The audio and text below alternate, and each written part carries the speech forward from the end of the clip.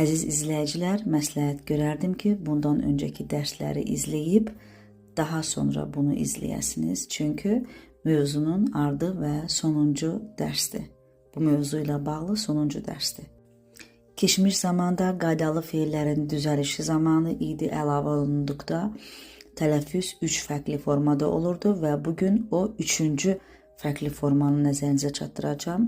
Belə ki, feillərin sonuna idi əlavə olunduqda əgər ididən öncəki hərf t və ya d hərfləridirsə, yenə deyirəm, t və ya d hərfləridirsə, onda əlavə etdiyimiz idi, id kimi oxunacaq.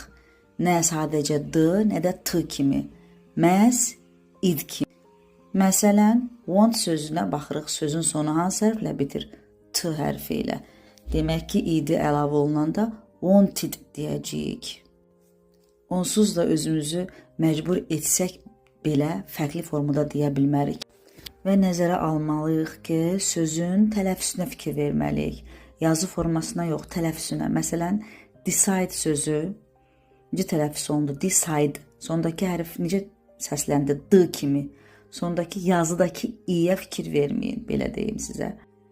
Ona görə də idi əlavə etdikdə decided formasında tələffüz edirik. Yenə bir nümunə start.